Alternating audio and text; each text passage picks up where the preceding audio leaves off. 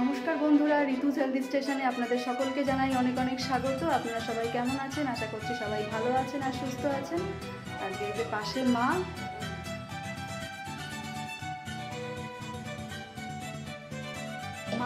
আজকে বানাচ্ছে হচ্ছে পাঁচমিশালি তরকারি। তো তার মধ্যে এখানে মা কি কি সবজি নিয়েছে আমি দেখিয়ে দিই একবার। নিয়েছে হচ্ছে শিম, ওদিকে আছে হচ্ছে পটল, তারপরে হচ্ছে বেগুন, তারপরে ব্রোকলি আছে, ফুলকপি আছে, গাজর আছে, তারপরে এগুলো গাঁঠি কচু। শিমগুলো এরকম ছোট ছোট টুকরো করে কেটে নিতে হবে, ভেতরে দানা থাকলেও অসুবিধা নেই। শিম কাটা হয়ে গেছে, এবারে পটলের খোসা ছাড়িয়ে পটলগুলো কেটে নেবে।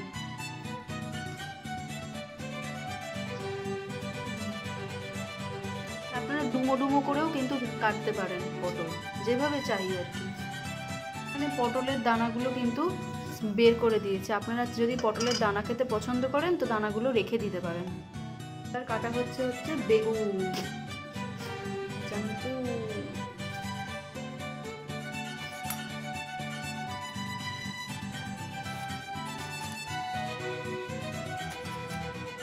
এবারে মা কাটছে হচ্ছে ফুলকপি ব্রোকলি দুটোই দেওয়া হচ্ছে, আপনারা একটাও দিতে পারেন।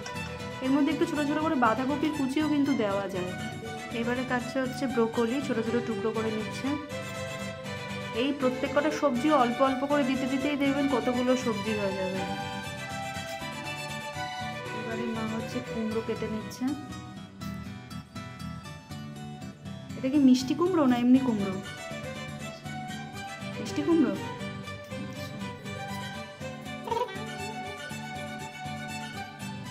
মা কাটছে হচ্ছে গাজর।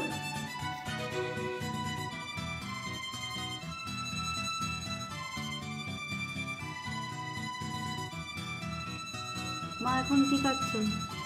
গাঁঠি কচু।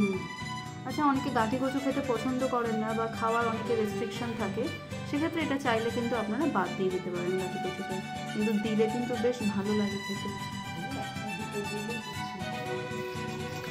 এই সবজিগুলো ভালো করে একটু ধুয়ে নিতে হবে, কাটা সবজি।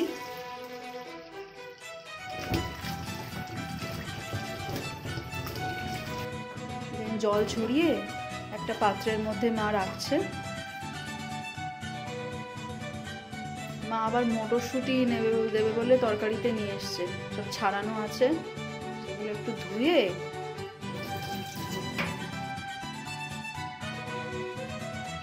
সোয়াবিন দেবো তো পাঁচমিশালি তরকারিতে, তাই একটু সোয়াবিনটাকে সেদ্ধ করে নিয়েছি। তাই জন্য কড়াইতে ঢেলছে জল।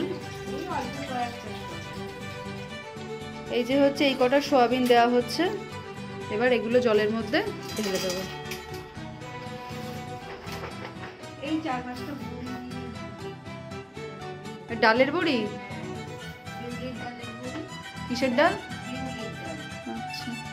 আর একটু সেন্ট করে বড়ি। কড়াইতে সয়াবিন সেদ্ধ হচ্ছে। সেদ্ধ হয়ে গেছে তো সয়াবিন। এবার গ্যাসটা অফ করে দিই।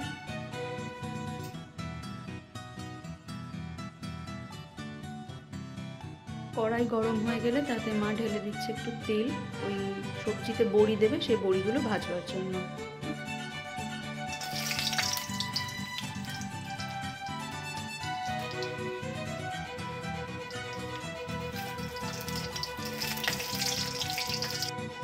এই বড়িগুলো একটু লাল লাল করে ভেজে নিয়ে মা একটা পাত্রে তুলে নিচ্ছে।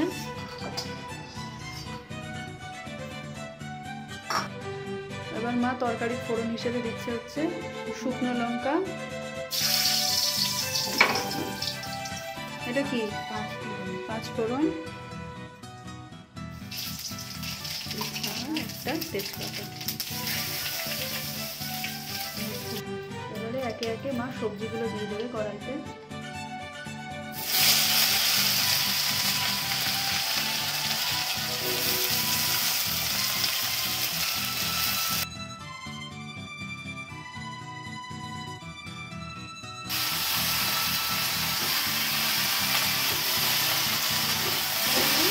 তরকারিগুলো গলে যাবে।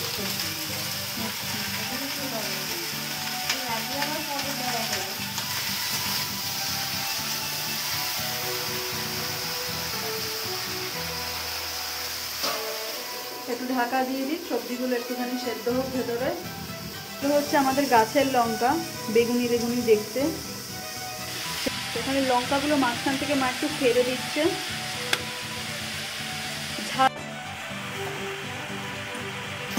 এটা হচ্ছে আদা জিরে বাটা, ঘরে বানানো।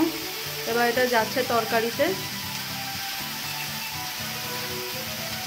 আদা জিরে বাটা দেওয়া হয়ে যাওয়ার পর আবারও তরকারিটা একটু নাড়িয়ে নিতে হবে। এইবারে মা দেবে হচ্ছে সামান্য হলুদ গুঁড়ো। গুঁড়ো দেওয়ার পর আবারও একটু নাড়িয়ে নিতে হবে।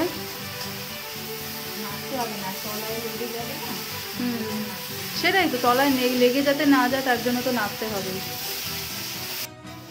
আচ্ছা, সামান্য পরিমাণে মা একটু চিনি দিচ্ছে।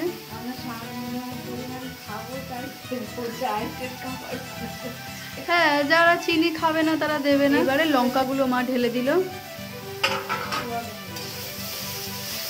চলে যাচ্ছে হচ্ছে ওই সেদ্ধ করে রাখা সয়াবিনগুলো, জল চিপে চিপে কিন্তু দিতে হবে। বারংবার একটু নাড়তে থাকতে হবে যাতে কোনোভাবেই কিন্তু সবজিগুলো কড়াইয়ের তলায় মানে লেগে না যায়, তাহলে এই তরকারিতে না একটু পোড়া পোড়া গন্ধ ছাড়বে। নাড়লে সবজিগুলো নাড়তে নাড়তে কমেও আসবে, হয়ে যাবে। কষানো হয়ে গেছে, এবারে একটুখানি জল ঢেলে দিতে হবে।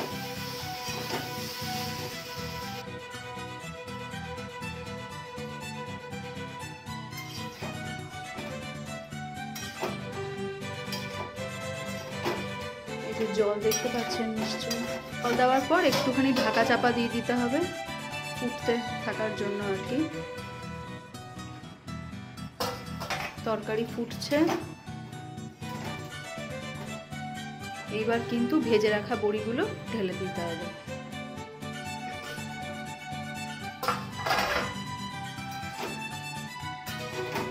একবার একটু ঢাকনা খুলে একটু দেখে নেবেন যাতে তরকারিগুলো মানে ভালো করে সব সেদ্ধ টেদ্ধ হয়েছে কিনা।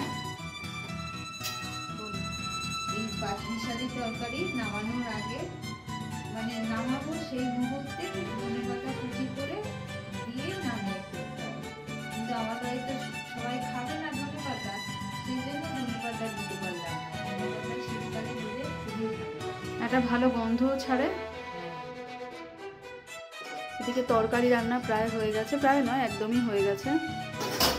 যেরকম গামাখা গামাখা হয়ে গেলে এটা তুলে নিতে হবে। আর যদি কেউ একটু ঝোল রাখতে চান সেক্ষেত্রে খানিক আগে নামিয়ে নেবেন তরকারিটা। এই তরকারিগুলো একটু গামাখাই ভালো লাগে খেতে। এই যে আজকের পাঁচমিশালি তরকারি একদম গরম গরম ধোয়া বেরোচ্ছে।